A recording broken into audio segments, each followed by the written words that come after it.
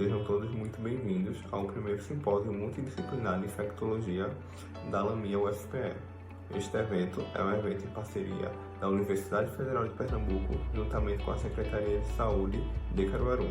Me chamo Douglas Souza, atualmente sou estudante de medicina da UFPE, Campus Agreste, e integrante da Lamia. Hoje eu gostaria de apresentar a vocês o professor Dr. Marcelo Paiva, que é professor adjunto de genética na Universidade Federal de Pernambuco, mestre e doutor em ciências da área de biologia molecular de vetores pela Fiocruz-PE. O tema de hoje vai se tratar sobre reinfecção da Covid-19. Aqui abaixo há um formulário caso alguém tenha alguma dúvida referente à palestra. No mais, desejamos a todos uma ótima palestra e um ótimo evento. Muito obrigado a todos. Oi pessoal, meu nome é Marcelo Paiva, sou professor da Universidade Federal de Pernambuco e estou aqui para poder falar com vocês sobre o tema reinfecção da Covid. Primeiramente eu gostaria de agradecer ao convite por parte da Liga Acadêmica Multidisciplinar de Infectologia do Agreste, pelo convite. É um prazer estar aqui para contribuir com esse tema, e principalmente por causa de todo o burburinho que estamos vivenciando, né?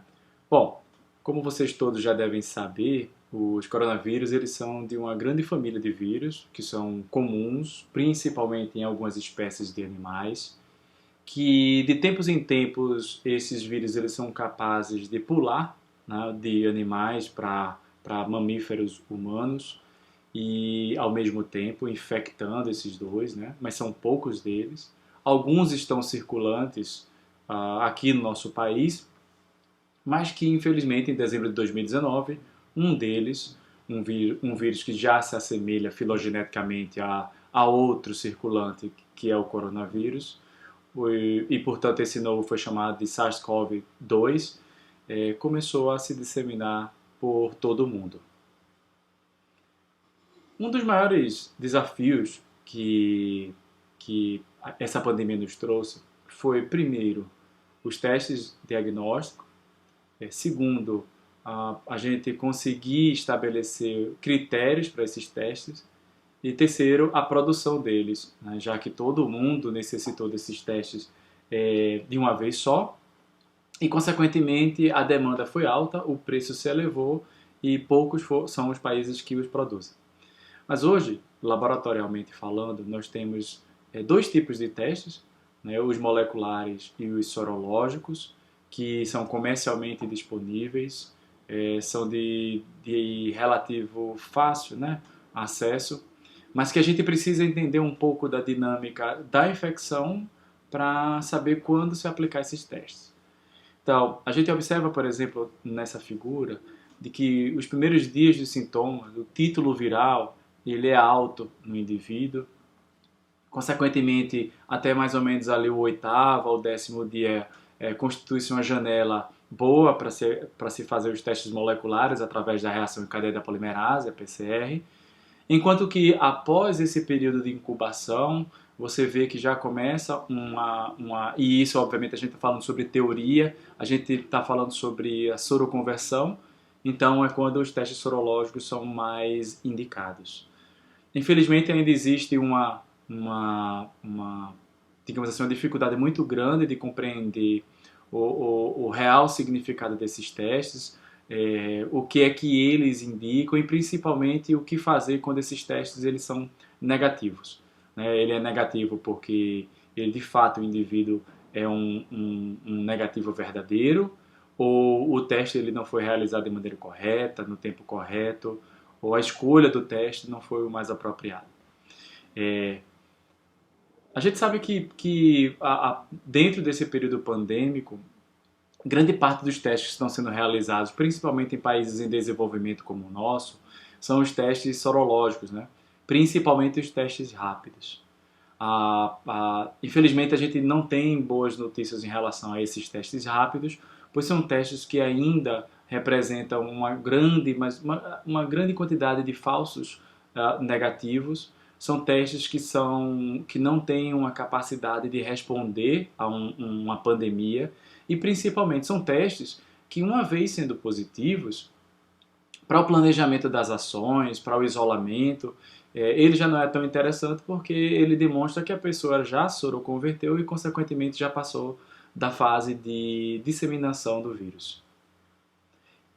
A gente vê que muitos desses testes eles conseguem discernir o que é IgM, o que é IgG, outros não, é apenas uma banda.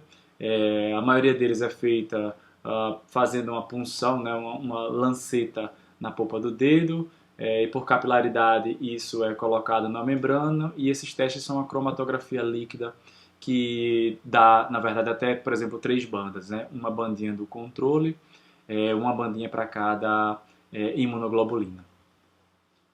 No caso do teste de PCR, a primeira coisa é que é um teste caro, é um teste extremamente invasivo, como podemos ver nessa representação aqui, e é um teste que nem todos os locais estavam apropriados da tecnologia, dos insumos, de pessoas treinadas para poder executá-los. Agora, quando a gente fala desses testes, é importante a gente entender o que é o vírus, né? O SARS-CoV-2, ou esse novo coronavírus, ele apresenta algumas características que permitem desenhar esses testes, né? Desenhar tanto o molecular quanto o imunológico, baseado nas características principalmente de membrana, né? Além da membrana, a gente observa uma proteína no formato de espículas, que é a proteína S. Também tem a proteína M, que alguns testes moleculares têm como alvo. Mas basicamente, a gente, ao observar esse vírus, a gente vê que existe toda uma camada protetora para o material genético dele, que é o RNA, que está logo ali dentro. Esse RNA é o alvo dos testes de PCR, mas principalmente é o alvo do que a gente vai falar hoje sobre reinfecção. Essa molécula de RNA, ela carrega, como vocês sabem, todas as informações necessárias para a síntese proteica.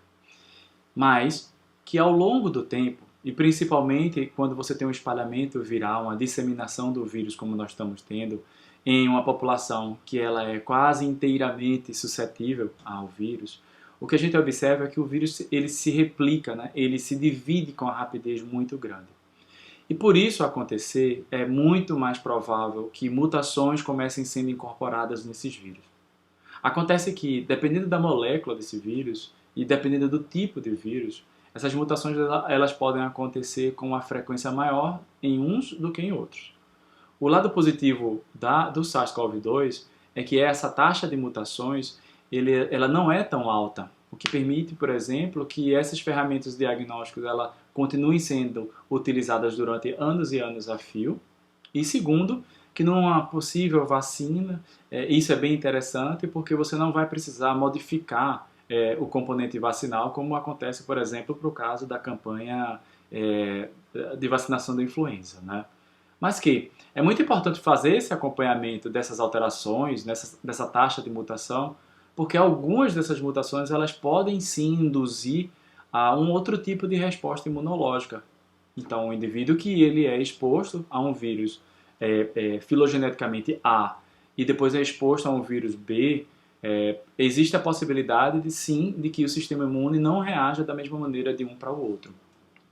Mas aí ainda vem uma outra característica, que é o seguinte: o nosso sistema imune ele não lida da mesma forma para todos os tipos de infecção. Até mesmo dentro do novo coronavírus, a gente já viu muitas diferenças entre os estudos que reportam a expressão, por exemplo, de células T e B e principalmente de anticorpos. A pergunta-chave que nós temos dentro das reinfecções é: quanto tempo dura a nossa resposta imune após sermos infectados? Alguns estudos mostram que o decaimento é rápido, outros mostram que nem é tanto assim. Mas é importante vocês lembrarem de que, uma vez desenvolvendo a resposta imune, os kits comerciais eles estão olhando apenas para um tipo de resposta. Estão esquecendo, não é que esquecendo, mas estão deixando de lado, por causa da plataforma que é utilizada para esse diagnóstico, as células B, as células T, suas variantes. Então, o que a gente tem hoje em termos de testes de farmácia, o teste do empregado, a gente está olhando apenas para um pedacinho dessa resposta imune.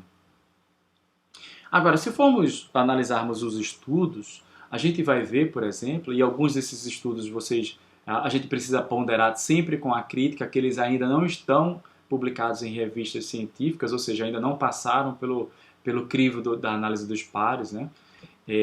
A gente observa que alguns estudos já começam a dar luz sobre a persistência dessa resposta imune após a infecção por SARS-CoV-2.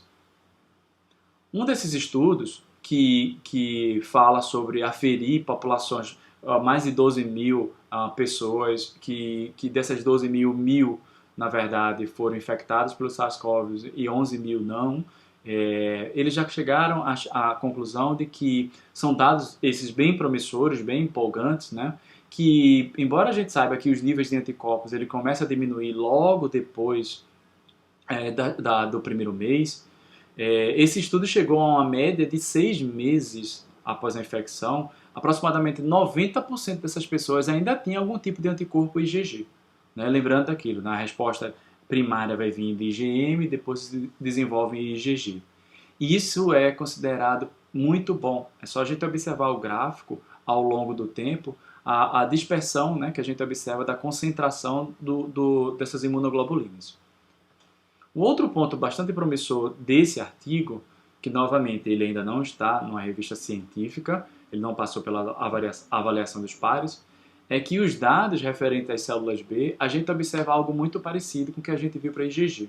Lembrando que as células B são aquelas células de memórias, né? Eles carregam um pedacinho do gene do vírus e, consequentemente, numa nova infecção, consegue desenvolver anticorpos muito mais rápido, células muito mais rapidamente através daquele processo de evolução. E esses resultados eles são animadores? São. Mas a gente sabe que a resposta imune, principalmente relacionada à reinfecção, ela não pode ser respondida por um grupo, por exemplo, de profissionais de saúde que foram avaliados na Inglaterra. Você tem que levar em consideração várias outras coisas, vários outros vieses, mas principalmente em diferentes localidades, já que a gente está observando resultados bem distintos.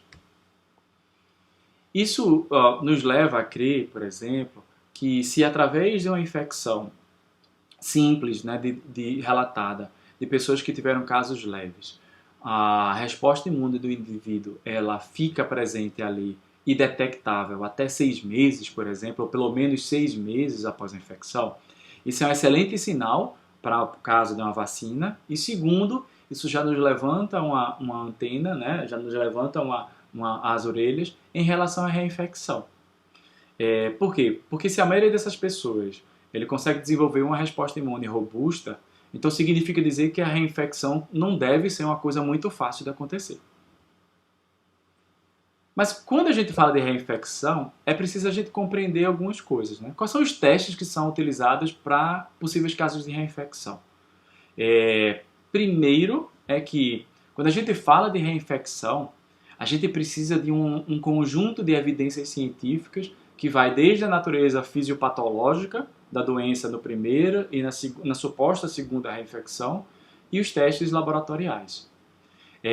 Na maioria das vezes, para se confirmar essa reinfecção, é necessário se analisar o genótipo viral, ou seja, é necessário sequenciar o material genético do vírus da primeira infecção e da segunda infecção e comparar, porque se eles forem diferentes, isso aí vai ser uma prova cabal que de fato houve a introdução ali naquele indivíduo a infecção por uma outra cepa viral. Muitos outros trabalhos também falam de analisar a cultura viral. Mas, para se falar sobre cultura viral, a gente tem que entender o seguinte. Em países que estão utilizando um sistema massivo de testagem para poder isolar um indivíduo, para poder também testar o contactante, eles não estão somente fazendo uma PCR, por exemplo, para poder determinar a infecção. Eles fazem uma PCR, muitos países, mesmo em caso leve, isola esse paciente em hospital, o que fica muito mais fácil o estudo científico. E após aquele período de 10, 15 dias, faz nova PCR para poder saber se o indivíduo está positivo ou não. Além disso, existem todos os estudos que são feitos com os anticorpos, né, com a análise dos anticorpos das células T e células B. No nosso caso, já é um pouco diferente aqui no país, mas a gente vai falar um pouco mais à frente sobre isso. Então, se a conclusão dos possíveis casos de reinfecção for apenas baseada na PCR, a gente precisa questionar. Por quê? Porque já se foi comprovado, né, vários estudos demonstram isso, que o vírus é capaz de persistir em alguns tecidos. Então você tem alguns termos que são levantados, que na verdade é uma neologia, como repositivação, né, mas a persistência viral no corpo ela tem que ser levada em consideração. Por quê? Porque o indivíduo ele pode ser positivo por PCR em tempo real, mas que positivo? O que é que significa ser positivo? Ele é o positivo, por exemplo, que ele tem muito vírus ou ele tem pouco vírus? Ele é um positivo do começo da infecção ou do final da infecção? Né? Então, tudo isso nos leva a crer que existe uma limitação nesses testes diagnósticos e que a gente precisa olhar com carinho para todos eles. Hoje a gente já sabe, por exemplo, que a PCR em tempo real, ela na verdade, ela é um resultado da amplificação. Ou seja, quanto mais vírus tiver numa amostra, mais cedo vai ser detectado pelo teste. Ou seja, o teste ele diz quando, em que ciclo dessa PCR começou a fluorescência a ser lida pelo aparelho. Então, nessas curvas aqui, o indivíduo, por exemplo, que for dessa curva em vermelho, que vocês estão observando, tem muito mais vírus do que o indivíduo, por exemplo, que está ali em verde ao final.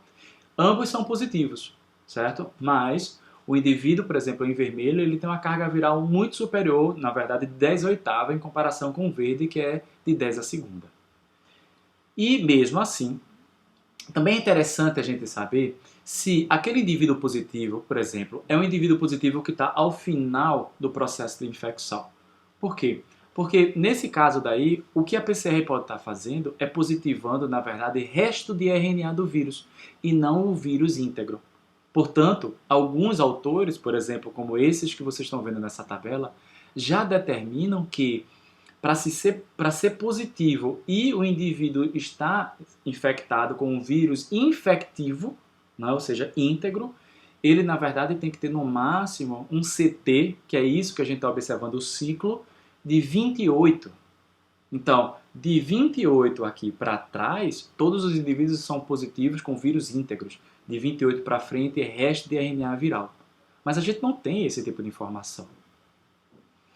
Muitos dos trabalhos já vêm dessa forma, né? Que esses testes eles podem estar dando positivo, o indivíduo ele na verdade está no final de um ciclo e muito provavelmente pode ser vírus morto ali. Mas vamos chegar na reinfecção, que esse é o grande ponto-chave do nosso trabalho aqui. Hoje a gente sabe que existem vários relatos cientificamente comprovados de infecção.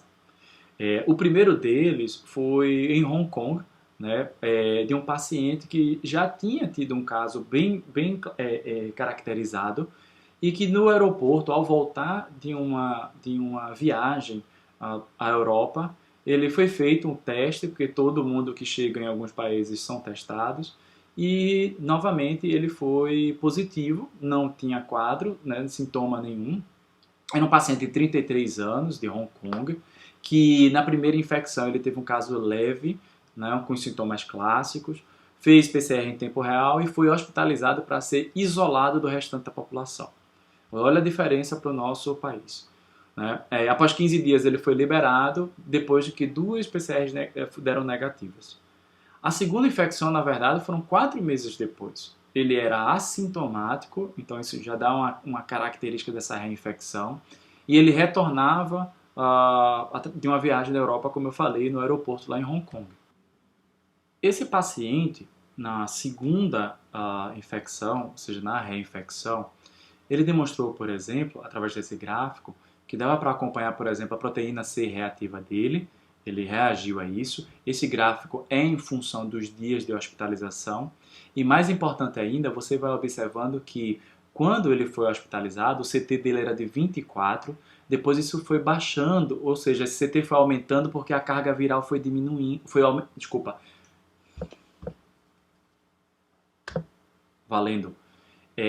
quando vocês observam esse gráfico aqui da segunda infecção do paciente, a gente observa que a proporção que os níveis virais iam caindo, que é isso que a gente observa, o CT de 24 passando para 26, ele vai ficando cada vez mais tardio a detecção, através dos 5 dias de hospitalização. A gente vê que há um acompanhamento da proteína C reativa, que é uma forma de acompanhamento. Porém, o mais interessante está nessa tabela aqui embaixo, onde a gente observa, por exemplo, que apenas no 5º dia ele se converteu para IgG. Então fica aquela pergunta, então será que ele não soroconverteu na primeira infecção e por isso que ele teve uma segunda infecção? Um segundo caso bem interessante, ele na verdade é de Nevada, nos Estados Unidos. Ele saiu logo depois desse de Hong Kong, de um paciente que era um homem de 25 anos, residente lá em Nevada. Ele apresentou sintomas virais 2 vezes, na verdade, né, e fez um teste daquele tipo comunitário que é oferecido. E na segunda vez ele foi hospitalizado, né? Ele teve sintomas mais fortes do que na primeira, ao contrário do que aconteceu no primeiro caso. E aí, o que é que eles utilizaram para poder demonstrar essa reinfecção? Primeira coisa eles utilizaram a lógica de que o paciente, no dia 25 de março, começou tendo sintomas, no dia 18 de abril, né, que é a primeira infecção, ele testou positivo para PCR, muito provavelmente coletou antes, esse resultado só saiu depois. E no dia 27 de abril, ou seja, 1 mês e 2 dias depois do primeiro dia, ele foi dado como curado, ou seja, os sintomas dele desapareceram. No dia 9 de maio, ele fez um teste para saber, nas vias superiores, um teste para ver se tinha antígenos, que foi negativo, e fez também uma PCR temporal negativo. Cura, óbvio, vida normal. Em 28 de maio ele começou a sentir sintomas novamente, testou positivo no dia 5 de junho e testou positivo para IgM e IgG em 6 de junho. Vocês observam que a resposta imune dele foi um pouco mais tardia de anticorpos, né? É claro que as duas amostras foram submetidas a sequenciamento de nova geração, o genoma completamente sequenciado, e ao comparar se verificou, por exemplo, que ele, do primeiro e da segunda infecção, tinham variantes virais ou cepas virais diferentes. As mutações que ali encontravam-se na variante A era diferente daquela que estava na variante B, o que fez com que eles concluíssem essa segunda reinfecção.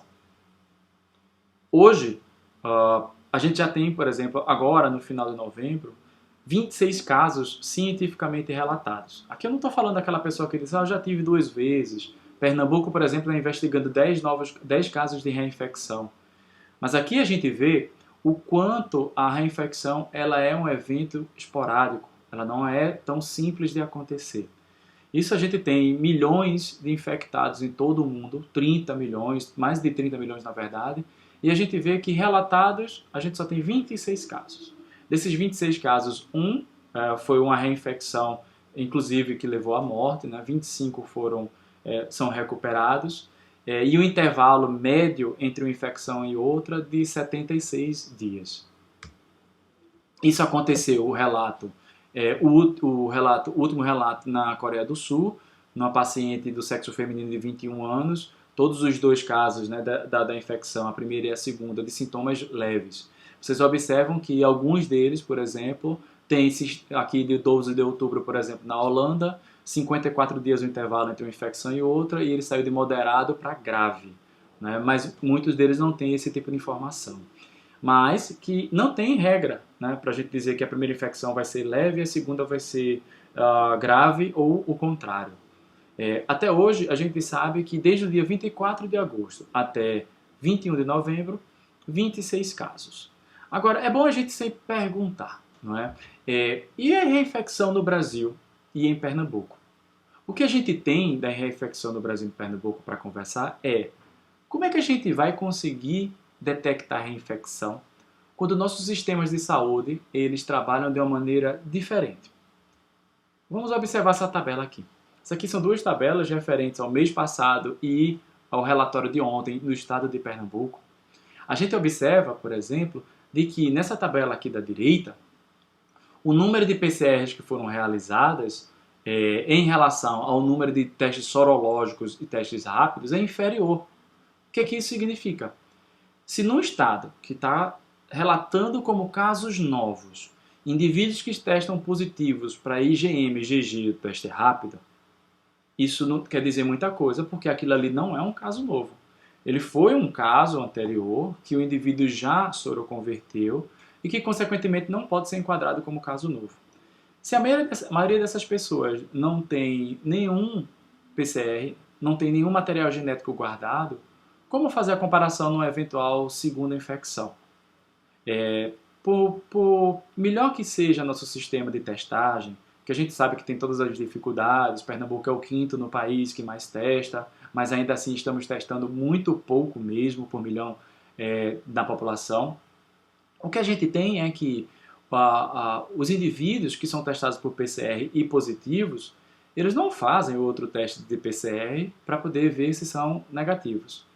Outra coisa, eles também não fazem, na maioria das vezes, um acompanhamento sorológico para poder saber, por exemplo, o decaimento dos anticorpos. Então a gente está numa encruzilhada muito grande de que é provável que tenhamos casos de reinfecção na nossa população, sim.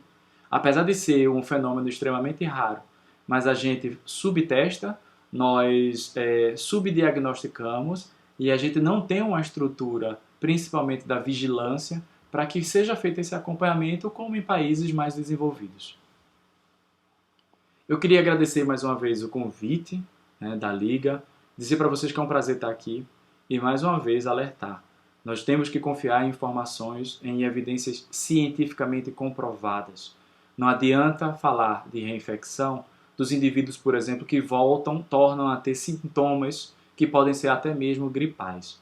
Ou que a PCR acusa positiva novamente, mas se esse CT for muito tardio, significa dizer que o indivíduo provavelmente está sendo dado um resultado positivo para ele de resto viral, e não de fato do vírus completo.